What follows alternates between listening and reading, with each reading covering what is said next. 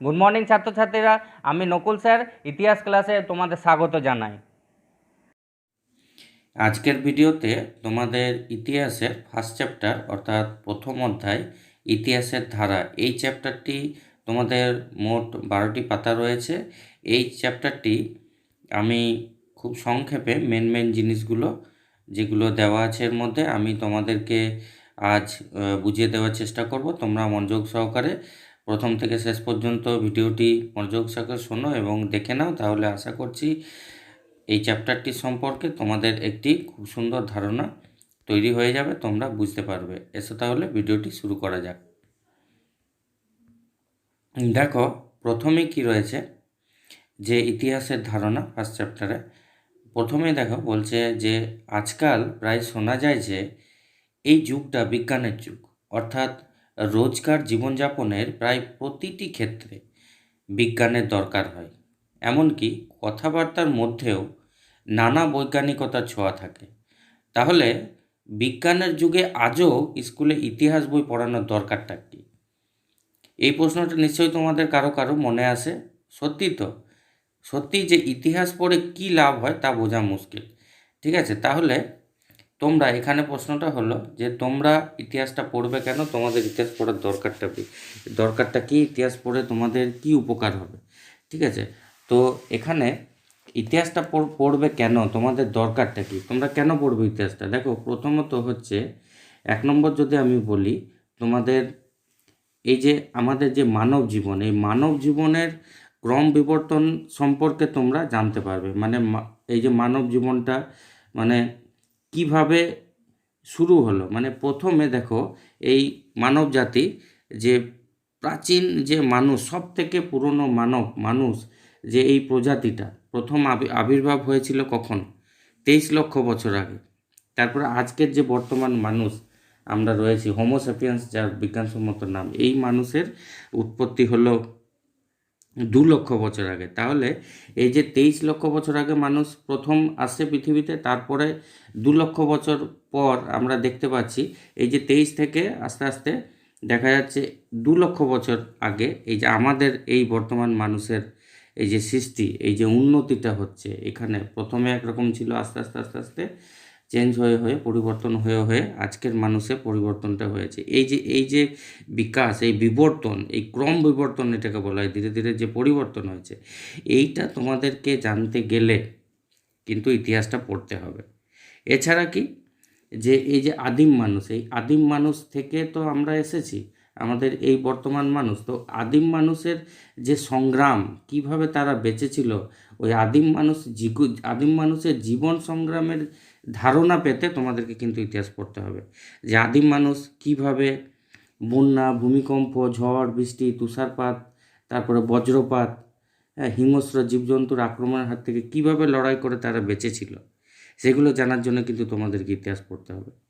এছাড়া মানুষের শ্রেষ্ঠত্ব অনুভব করতে, মানে কিভাবে মানুষ নিজেকে শ্রেষ্ঠত্ব প্রমাণ করলো, এই মানুষের শ্রেষ্ঠত্বটা তোমাদেরকে জানতে গেলে কিন্তু ইতিহাস পড়তে হবে। ঠিক আছে, তো এছাড়াও বলবো যে ইতিহাস পড়া তোমরা পড়বে কেন, কি এর থেকে আরও উপকার আছে তোমাদের কি উপকার হবে। তো এখানে আমি বলবো যে ইতিহাস পড়লে মানে তোমাদের কল্পনা শক্তির বিকাশ হবে। তোমরা নতুন নতুন জিনিস ভাবতে শিখবে।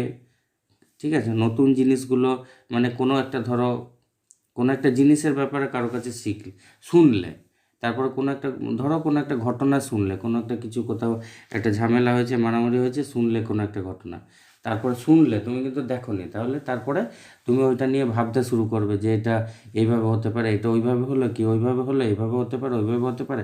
তাহলে এই যে তোমাদের কি হচ্ছে, কল্পনা শক্তির বিকাশ হচ্ছে। কোনো একটা ধরো কেউ বললো আমার বাবা আমাকে একটা খুব ভালো সুন্দর সাইকেল কিনে দিয়েছে, এবারে খুব সুন্দর সাইকেল সে বললো, কিন্তু সাইকেলটা কেমন হতে পারে, কেন সুন্দর বলছে, তাহলে এই যে তুমি একটা কল্পনা করে ভাবছো, তাহলে সাইকেলটা এরকম হতে পারে, ওইরকম হতে পারে, এরকম হতে পারে, তা 2-3 রকম তুমি ভাবছো। তাহলে এইভাবে ইতিহাসেরও পাতাগুলো যখন পড়বে তখন বিভিন্ন ঘটনাগুলো জানতে পারবে, সেইখান থেকে সেই ঘটনাগুলো তুমি কল্পনা করবে যে এই ঘটনাটা কিভাবে হলো, কিভাবে হতে পারে, তাহলে এইভাবে এসেছিল লোক, এইভাবে এসেছিলো, এইভাবে মারপিটটা হয়েছিল, এইভাবে কাটাকাটি হয়েছিল, তাহলে এই যে জিনিসগুলো, ব্যাপারগুলো, এইগুলো তোমার কল্পনা শক্তির বিকাশ তোমার হবে ইতিহাস বইটা পড়লে। এছাড়া হচ্ছে কি তোমার স্মৃতিশক্তির বিকাশ ঘটবে। ঠিক আছে, স্মৃতিশক্তির বিকাশ ঘটবে। তুমি ধরো কোনো ঘটনা মানে তুমি পড়লে, জানলে, ওইটা তোমার মাথায় রইলো, তোমার স্মৃতিশক্তি বৃদ্ধি হলো, তুমি ওটা কোনো দিন ভুলবে না, পরবর্তীকালে কাউকে তুমি ওটা বলতে পারবে। এছাড়াও হচ্ছে কি তোমার মানে বিচার করার ক্ষমতা, বিচার করার যে শক্তি, ক্ষমতা, সেটা তোমার বৃদ্ধি পাবে। ধরো তুমি ইতিহাসে অনেকের তোমরা নাম শুনেছো, আকবর, বাবর, তারপরে ঔরঙ্গজেব, শাহজাহান, শেরশাহ, শিবাজি, এই যে এদের নামগুলো শুনেছো। এখানে তোমরা যখন নিজেরা পড়বে, ঠিক আছে, বইটা পড়বে, তখন তোমরা কিন্তু জানতে পারবে, বুঝতে পারবে যে তারা অ্যাকচুয়ালি মানুষ কেমন ছিল, কোন ঘটনা কখন ঘটেছিল, ঠিক আছে, সে ভালো কাজ করেছিল, ওই কাজটা ভালো করেছিল না মন্দ করেছিল, মুঘল সাম্রাজ্যের পতনটা কেন হলো, তার জন্য কি ঔরঙ্গজেব সত্যিই দায়ী। এগুলো ধরো, এইগুলো তুমি যখন পড়বে তখন তার সম্পর্কে জানতে পারবে, তখন কতটা ঠিক কতটা ভুল তুমি বিচার করতে পারবে। একটা ধরো নবাব সিরাজদৌল্লা, তারপরে ধরো আকবর, এরা এরা ইতিহাস তোমরা যখন পড়বে তখন তোমরা জানতে পারবে যে সত্যি লোকটা কতটা ভালো লোক ছিল, তার ব্যাকগ্রাউন্ড কী ছিল, তার চরিত্র কী ছিল। তাহলে তোমরা যদি এটা না পড়ো তাহলে কোনো দিনই জানতে পারবে না। শুনলে আকবর, বাবর, হুমায়ুন, তারপরে তোমার শেরশাহ, শিবাজি, এগুলো সব শুনলে, কিন্তু সিরাজদৌল্লা, কিন্তু তোমরা বুঝতে পারবে না। যখন তুমি পড়বে তখনই কিন্তু তুমি জানতে পারবে এদের চরিত্র কী, এদের কী ছিল, ওই কাজটা করা ঠিক হয়েছিল কি ভুল হয়েছিল। তাহলে এই যে ঘটনাগুলো, ব্যাপারটা, তাহলে তোমার একটা বিচার করার ক্ষমতা এখানে সৃষ্টি হবে। ঠিক আছে, এছাড়াও হচ্ছে কি তোমার নিজের দেশের প্রতি যে ভালোবাসা, প্রেম, সেটা কিন্তু জাগরিত হবে, জেগে উঠবে। কিভাবে? তুমি ধরো এই যে ইতিহাসের মধ্যে ভগৎ সিং আছে, নেতাজি আছে, এদের এদের কথাগুলো যখন দেখবে, এদের কথাগুলো যখন পড়বে, বুঝবে, এদের ঘটনাগুলো, লাইফ হিস্ট্রিটা, তখন তোমার ওদের দেখে, ক্ষুদিরাম বসু, এই যে এদের এদের ঘটনাগুলো যখন পড়বে তখনও কিন্তু তোমার এদের পড়তে পড়তে তোমার অটোমেটিক কিন্তু এই দেশের প্রতি ভালোবাসা জেগে উঠবে। ঠিক আছে, এছাড়াও হচ্ছে কি তোমরা ইতিহাস পড়লে তোমরা আমাদের নিজেদের দেশ সম্পর্কে তোমরা জানতে পারবে, দেশের সংবিধান, ঠিক আছে, তারপরে জাতীয় পতাকা, জাতীয় সঙ্গীত কীভাবে এলো, কে লিখেছিল, কী বৃত্তান্ত, ভারতের স্বাধীনতার ব্যাপারে, এই সমস্ত কিছু কিন্তু তোমরা জানতে পারবে। তাহলে তোমরা বুঝতে পারলে যে আমাদের ইতিহাস পড়ার দরকার কেন, আমাদের ইতিহাস পড়লে আমরা কি কি জানতে পারবো এবং কি কি আমাদের উপকার হবে। ঠিক আছে, তাহলে তোমরা বুঝতে পারলে স্কুলে ইতিহাসটা কেন পড়ানো হয়। ঠিক আছে, এরপরে আমরা দেখব যে রবীন্দ্রনাথ ঠাকুর এবং এর পরের পেজে রয়েছে বঙ্কিমচন্দ্র, এদের বক্তব্য কী ইতিহাস সম্পর্কে। বিশ্বকবি রবীন্দ্রনাথ ঠাকুর ইতিহাস পছন্দ করতেন। সেই জন্য তিনি অনেক ঐতিহাসিক ঘটনাকে ভিত্তি করে অনেক সাহিত্য রচনা করেছেন। তবে তিনি ভারতের সেই ইতিহাস পছন্দ করেন না যে ইতিহাসে কোথা থেকে বিদেশিরা এসে শুধু মারামারি কাটাকাটি করে এবং বাপে ছেলেতে, ভাইয়ে ভাইয়ে সিংহাসন নিয়ে টানাটানি হয়। রবীন্দ্রনাথ ঠাকুর মনে করেন যে ইতিহাস মানুষকে তার দেশের সঙ্গে পরিচয় করিয়ে দেয়, আর তারাই ভাগ্যবান যারা তার স্বদেশকে ইতিহাসের মধ্যে খুঁজে পায়। তিনি বলেছেন যে আমাদের কথা আমাদেরকেই লিখতে হবে, এতে আমাদের দেশের মানুষের প্রকৃত ইতিহাস জানা যাবে। ঠিক আছে, এটা কেন কেন বলেছে? কারণ কি বিদেশিরা অনেক ইতিহাস আমাদের দেশের ইতিহাস লিখেছে, কিন্তু সেই ইতিহাসের মধ্যে অনেক ভুলভ্রান্তি আছে, সেই জন্য তিনি এই কথা বলেছেন। আর এছাড়াও বঙ্কিমচন্দ্র কি বলছেন, যে সাহিত্য সম্রাট বঙ্কিমচন্দ্র, তিনি বলেছেন যে বাঙালির ইতিহাস চাই, বাঙালির ইতিহাস চাই। বাঙালি জাতির অতীতের কথা বাঙালিকেই জানাতেই হবে, বাঙালিকে জানাতেই হবে এবং বাঙালিকেই লিখতে হবে।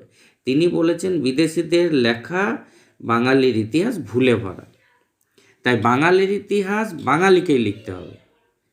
ঠিক আছে, তিনি বলেছেন যে আমি তুমি যে পারবে সবাইকেই এখানে লিখতে হবে।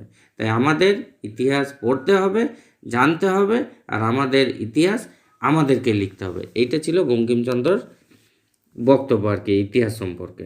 এবার জেনে নেব ভারতের ইতিহাসে যুগ বিভাজন, মানে ভারতের ইতিহাসকে কটি যুগে ভাগ করা হয়েছে। ঠিক আছে, যুগ যুগ বলতে বোঝায় একটা বিরাট বড় একটা সময়কে যুগ বলা হয়। অনেক সময় আমরা শুনেছি যে 12 বছরকে একটা যুগ বলা হয়, কিন্তু এই ক্ষেত্রে ইতিহাসের ক্ষেত্রে সেটা নয়, অনেক বিরাট একটা সময়কে যুগ বলা হয়। ঠিক আছে, তো ভারতের ইতিহাসকে সাধারণত 3টি যুগে ভাগ করা হয়: প্রাচীন যুগ, মধ্যযুগ আর আধুনিক যুগ।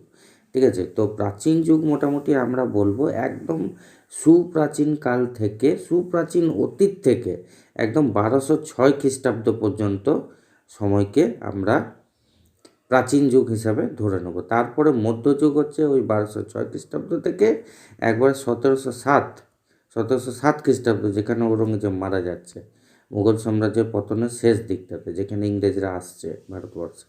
ঠিক আছে, তাহলে 1206 খ্রিস্টাব্দ থেকে যেখানে সুলতানি যুগের শুরু এবং মুঘল যুগের শেষ, প্রায় ঔরঙ্গজেবের মৃত্যু 1707, তো 1206 থেকে 1707 খ্রিস্টাব্দ পর্যন্ত যে সময়টা, ওই সময়টাকে মধ্যযুগ বলা হচ্ছে। আর আধুনিক যুগ ওই ঠিক তারপরে 1707 পর থেকে একদম এখন পর্যন্ত সময় টোটালটাই মানে আধুনিক যুগ হিসাবে বলা হচ্ছে। 1707 খ্রিস্টাব্দ থেকে ধরে নিতে পারো 1707 পর থেকে অ্যাকচুয়ালি মানে 1707 পর থেকে মারা যাচ্ছে, 1707 পর্যন্ত মধ্যযুগ ধরা হচ্ছে। তারপরে 1707 পর থেকে যে সময়টা একদম 1757, মানে ওই যে সময়টা 1707 থেকে 1757, পলাশির যুদ্ধ 1757, ওই সময় থেকে একদম এখন পর্যন্ত সময় একদম 1707 থেকেই ধরে নিতে পারো। ঠিক আছে, ওই সময়টা হচ্ছে আধুনিক যুগ। ঠিক আছে, তো এটা হলো আধুনিক যুগ।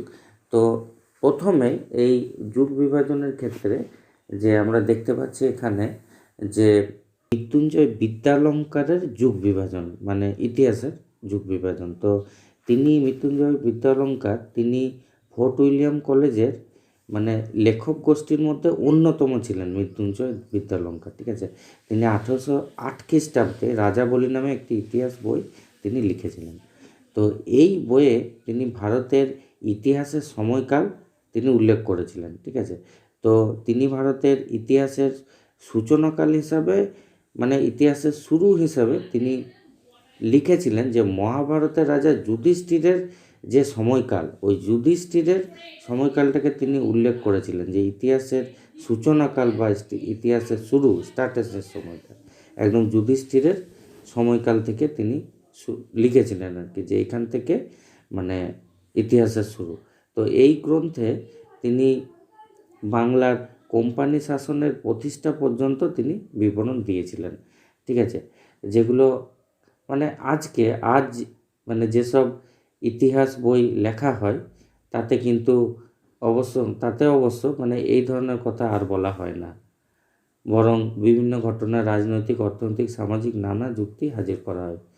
ঠিক আছে, তো এরপরে 1817 খ্রিস্টাব্দে হিস্ট্রি অফ ব্রিটিশ ইন্ডিয়া নামে ভারতের ইতিহাস লেখেন জেমস মিল। তো এই বইটা লেখার মূল উদ্দেশ্যই ছিল যে ভারতের অতীত কথাকে এক জায়গায় জড়ো করা, যাতে সেটা পড়ে ভারতবর্ষের বিষয়ে সাধারণ ধারণা পেতে পারে ব্রিটিশ প্রশাসনের যুক্ত বিদেশিরা। কারণ যে দেশ ও দেশের মানুষকে শাসন করতে হবে সেই দেশের ইতিহাসটাও জানতে হবে, অর্থাৎ ভারতবাসীর প্রতি ব্রিটিশ প্রশাসনের আচরণের যুক্তি মানে কেমন হবে সেগুলো কিন্তু জানতে হবে। তো সেই জন্যই জেমস মিল ছিলেন স্কটল্যান্ডের অধিবাসী। তিনি একজন ইতিহাস বিশারদ ছিলেন। তিনি কিন্তু এই James Mill history of British India এই গ্রন্থটি তিনি লিখেছিলেন। তাহলে জেমস মিলের ইতিহাস লেখার উদ্দেশ্য তোমরা জানতে পারলে যে এটা সাধারণত তিনি এই যে হিস্ট্রি অফ ব্রিটিশ ইন্ডিয়াটা তিনি লিখেছিলেন যে সাধারণত ওই মানে ভারতবর্ষে ব্রিটিশরা যাতে আমাদের দেশে যে উপনিবেশ গড়ে তুলেছিল ওরা যাতে দেশটাকে ভালো করে শাসন করতে পারে, তাই ভারতের যে ইতিহাস সেটাকে মানে তুলে ধরার জন্য, তাদেরকে জানানোর জন্য তার ইতিহাস লেখা। ঠিক আছে, তিনি কিন্তু ইতিহাসকে তিনটি ভাগে ভাগ করেছিলেন, সেটা হচ্ছে হিন্দু যুগ, আর মুসলিম যুগ, আর ব্রিটিশ যুগ। তিনি এই 3 ভাগে ভাগ করেছিলেন। ঠিক আছে, তো তার প্রাথমিক ও প্রধান উদ্দেশ্যই ছিল যে এটা প্রমাণ করা যে পূর্ববর্তী যুগ দুটি অপেক্ষা, মানে পূর্ববর্তী যে যুগ দুটি ছিল, এই যুগ দুটোর থেকে এই ব্রিটিশ শাসন অনেক বেশি অগ্রসর ছিল, মানে এগিয়ে ছিল, এবং এই যুগে ব্যাপক হারে সামাজিক, রাজনৈতিক, অর্থনৈতিক উন্নতি এগুলো সব ঘটেছিল। তো জেমস মিলের হিসাবে এই তিনি যে যুগের ভাগ তিনি দেখিয়েছিলেন তার হিস্ট্রি অফ ব্রিটিশ ইন্ডিয়া বইটিতে, তিনি সেখানে হিন্দু যুগ হিসাবে তিনি যেটা বলছেন যে একদম সুপ্রাচীন অতীতকাল থেকে শুরু করে 1206 খ্রিস্টাব্দ পর্যন্ত ওই সময়টাকে তিনি হিন্দু যুগ বলছেন, এবং হিন্দু যুগের পরে মুসলিম যুগ তিনি যেটা বলছেন 1207 থেকে 1707 খ্রিস্টাব্দ পর্যন্ত সময়টাকে তিনি মুসলিম যুগ, এবং তারপরে 1707 থেকে পরবর্তী যে সময়টা, ইংরেজদের যে সময়কালটা, ভারতের থেকে ভারত স্বাধীনতা পর্যন্ত যে সময়কালটা, সেই সময়কালটাকে তিনি ব্রিটিশ যুগ বলছেন। এখানে কিন্তু তিনি হিন্দু যুগ, মুসলিম যুগ এবং ব্রিটিশ যুগে 3 ভাগে তিনি তার ইতিহাসে মানে যুগকে তিনি ভাগ করেছেন। ঠিক আছে, তো তিনি কিন্তু এখানে ব্রিটিশ যুগ বলছেন, এখানে কিন্তু ব্রিটিশরা যেহেতু খ্রিস্টান যুগ কিন্তু তিনি বলছেন না, তিনি ব্রিটিশ যুগ বলছেন। কারণ তাদের মানে তারা এইখানে খ্রিস্টান যুগ এই কারণে বলছেন না, তারা প্রমাণ করতে চাইছেন যে কারণ আমরা জাতির নামে পরিচিত হতে চাই, আমরা কোনো ধর্মের নামে পরিচিত হতে চাই না। সেই কারণেই জেমস মিল কিন্তু এটিকে খ্রিস্টান যুগ না বলে ব্রিটিশ যুগ তিনি বলেছেন। 3টে যুগে ভাগ করেছিলেন তার বইতে, হিন্দু যুগ, মুসলিম যুগ আর ব্রিটিশ যুগ। এবার দেখো এই 10 নম্বর পেজে সাম্রাজ্যবাদ কি, এটা তোমাদেরকে জানতে হবে। দেখো, সাম্রাজ্যবাদ হলো একটি প্রক্রিয়া, এই প্রক্রিয়ার মধ্যে দিয়ে একটি শক্তিমান দেশ অথবা রাষ্ট্র আরেকটির তুলনায় দুর্বল দেশ অথবা রাষ্ট্রের উপর প্রভুত্ব কায়েম করে তাকে নিজের দখলে আনে। দুর্বল দেশটির অথবা রাষ্ট্রের জনগণ, সম্পদ সব কিছুকেই শক্তিমান দেশ অথবা রাষ্ট্রটি নিজের প্রয়োজন মতো পরিচালনা করে। ঠিক আছে, তো একেই বলা হয় সাম্রাজ্যবাদ। এরপর যেটা জানবো উপনিবেশবাদ হলো উপনিবেশবাদ বলতে সাধারণভাবে যেটা বলা হয় যে কোনো দেশ যদি অন্য কোনো দেশের ভূখণ্ড বা অঞ্চলকে নিজের অধীনস্থ করে নেয়, তাহলে সেই অঞ্চলটির নাম হয় উপনিবেশ। এনসাইক্লোপিডিয়া অফ সোশ্যাল সায়েন্স গ্রন্থে উল্লেখ করা হয়েছে যে উপনিবেশবাদ হলো অন্য দেশের ভৌগোলিক অঞ্চলের উপর শাসন প্রতিষ্ঠা করে ধীরে ধীরে সেখানকার অর্থনীতি, রাজনীতি, সভ্যতা ও সংস্কৃতিকে নিজের নিয়ন্ত্রণে আনা, এইটা হলো উপনিবেশবাদ। ঠিক আছে, এরপরে আমরা জানবো জাতীয়তাবাদ জিনিসটা কি। জাতীয়তাবাদ শব্দটার মানে হলো একটা মনের অনুভূতি বা ধারণা। আমরা ভারতে বিভিন্ন ধর্মের মানুষ বাস করি। ঠিক আছে, বিভিন্ন ধর্মের মানুষ, হিন্দু, মুসলিম, শিখ, ইসাই, বিভিন্ন ধরনের বৌদ্ধ, জৈন, বিভিন্ন ধরনের আমরা ভারতবর্ষে মানুষ বাস করি। বিভিন্ন ধরনের মানুষ আমরা ভারতবর্ষে বাস করলেও আমাদের জাতি একটাই, আমরা ভারতবাসী। ভারতে জন্মগ্রহণ করেছি, তাই ভারত আমাদের মা, এবং ভারত মাতার প্রতি আমাদের একটা গভীর ভালোবাসা ও শ্রদ্ধা আছে। আমাদের কর্তব্য অন্য জাতি থেকে আমাদের দেশকে বাঁচানো, আমাদের দেশের জন্য প্রাণ দেওয়া। এই দেশের প্রতি গভীর ভালোবাসা এবং দেশপ্রেমই হলো জাতীয়তাবাদ। তাহলে বুঝলে জাতীয়তাবাদ জিনিসটা কি। জাতীয়তাবাদের আবার দুটো রূপও বলতে পারো। পরাধীন মানুষের যে জাতীয়তাবাদ ছিল সেটা কিন্তু আলাদা, এবং স্বাধীন মানুষের জাতীয়তাবাদ কিন্তু আলাদা। পরাধীন মানুষের জাতীয়তাবাদটা কেমন ছিল, তখন ব্রিটিশরা আমাদের দেশে উপনিবেশ গঠন করেছিল, আমরা পরাধীন ছিলাম, তারা আমাদের উপর শাসন করত, ব্রিটিশ রুল চলতো। তখন আমাদের মনের মধ্যে যে ভাবনাটা ছিল, আমাদের যে ধারণাটা ছিল, যে জাতীয়তাবাদটা ছিল তখন, সেই জাতীয়তাবাদটা কেমন ছিল, যে আমাদেরকে এই ভারত মাতা, পরাধীন ভারত মাতাকে আমাদেরকে স্বাধীন করতে হবে, আমাদের দেশটাকে স্বাধীন করতে হবে, ইংরেজদেরকে তাড়াতে হবে, আমাদেরকে উদ্ধার হতে হবে। তখন আমাদের যে দেশ মাতার প্রতি আমাদের ভালোবাসা, দেশপ্রেম, সেটা অন্যরকম ছিল। তখন কেমন ছিল, যে আমরা একজোট হয়ে আমাদের দেশকে স্বাধীন করতে হবে এবং ইংরেজদেরকে আমাদের দেশ থেকে তাড়াতে হবে। তো ওটাই বলছিলাম, তো পরাধীন মানুষের ক্ষেত্রে জাতীয়তাবাদ, যে দেশপ্রেম ভালোবাসার জিনিসটা, সেটা যে ধারণাটা, সেটা কিন্তু আলাদা ছিল। এবং আমাদের এখন আমরা যেমন বর্তমানে স্বাধীন রয়েছি, এখন আমাদের জাতীয়তাবাদটা কিন্তু আলাদা। ঠিক আছে, এবার ভারতের আধুনিক কালের ইতিহাসের উপাদান সম্পর্কে জানবো। দেখো, ইতিহাসের উপাদান কাকে বলা হয়? না, ইতিহাস লেখার জন্য যেসব বিষয়ে সাহায্য নেওয়া হয় সেগুলোকেই ইতিহাসের উপাদান বলা হয়। ঠিক আছে, তো আধুনিক যুগের ইতিহাস লেখার জন্য নানা রকম উপাদান ব্যবহার করা হয়। ঠিক আছে, না হলে আধুনিক যুগের ইতিহাসটা লেখা যাবে কি করে? তো কী ধরনের উপাদানগুলো মানে দরকার বা লাগে আধুনিক যুগের ইতিহাস লেখার ক্ষেত্রে? যেসব উপাদানগুলোর মধ্যে প্রধান যেগুলো বলতে পারা যায়, যে প্রশাসনিক কাগজপত্র, যেসব কাগজপত্রগুলো ধরো 400-500 বছরের পুরনো, মানে স্বাধীনতার অনেক আগের, যে সময় ব্রিটিশরা এসেছিল বা তার আগের, মানে যেসব কাগজপত্রগুলো রয়েছে, তো সেই সব কাগজপত্রগুলো এই আধুনিক ভারতের ইতিহাস লেখার ক্ষেত্রে গুরুত্বপূর্ণ উপাদান। তাছাড়া বিভিন্ন রকম বই, ছবি, মানে ছবি, যেমন ছবিগুলো আঁকা ছবিও হতে পারে, আবার কোনো ক্যামেরা তোলাও ছবি হতে পারে। ছবি, বিভিন্ন রকম ছবি, ডায়েরি, চিঠি, তারপরে বিভিন্ন রকম দোকান বাজারের ফর্দ, তারপরে সংবাদপত্র। ঠিক আছে, তারপরে ধরো বিজ্ঞাপন, পোস্টার, ডাক টিকিট, হ্যাঁ, তারপরে সাধারণ মানুষের ব্যবহারের বিভিন্ন রকম জিনিসপত্র, মুদ্রা, এইগুলোই কিন্তু আধুনিক ভারতের মানে ইতিহাসের উপাদান। ঠিক আছে, তো এবারে ধরো সংবাদপত্র। ঠিক আছে, তো এই সংবাদপত্র মানে ধরো ব্রিটিশ আমলে, মানে পরাধীন ভারতের সময় যেসব সংবাদপত্রগুলো ছিল, সেই সব সংবাদপত্রগুলোতে বিভিন্ন রকম ঘটনা, ছবি ছাপা হতো। তো সেইগুলো থেকে ঐতিহাসিকরা নিজের প্রয়োজন মতো জিনিসগুলো নিয়ে ইতিহাস বই লেখার ক্ষেত্রে, আধুনিক ভারতের ইতিহাস লেখার ক্ষেত্রে খুবই কাজের জিনিস, কাজে লাগবে।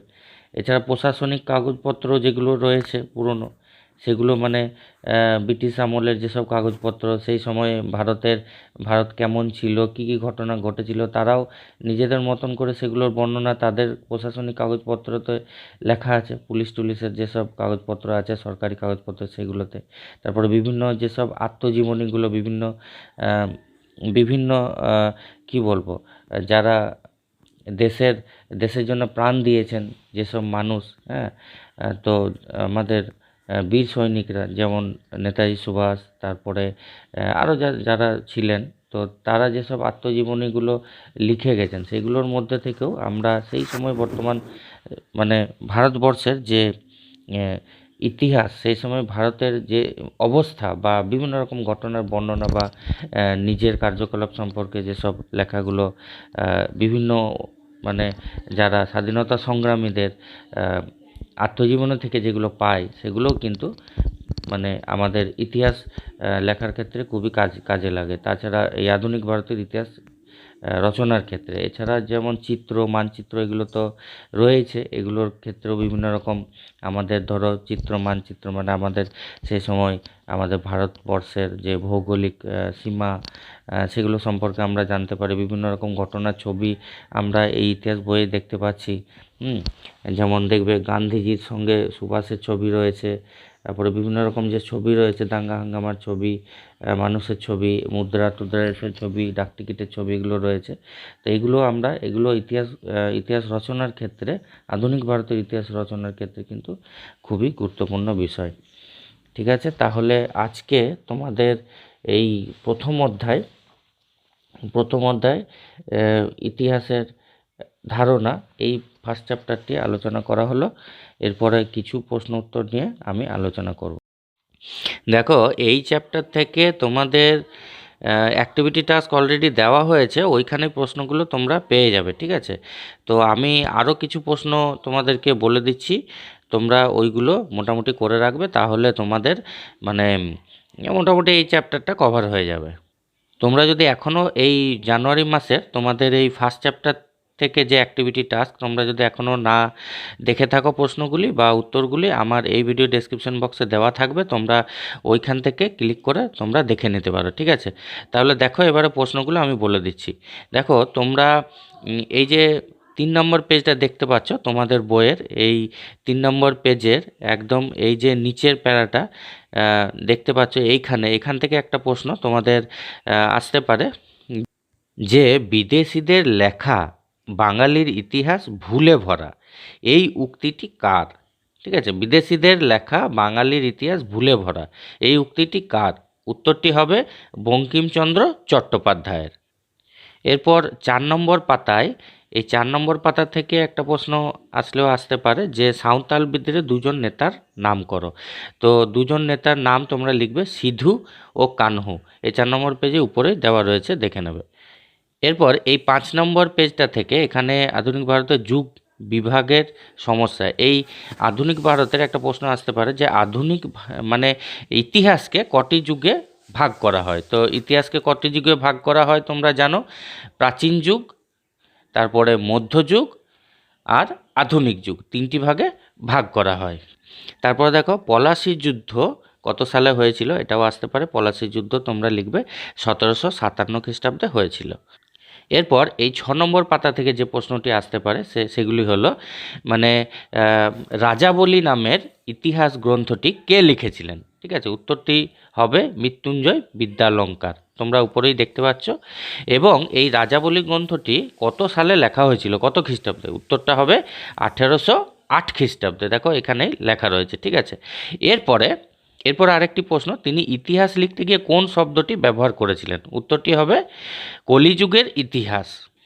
এরপরে যে প্রশ্নটি বলবো যে James Mill history of British India, এই ইতিহাসের বইটি কত খ্রিস্টাব্দে লিখেছিলেন?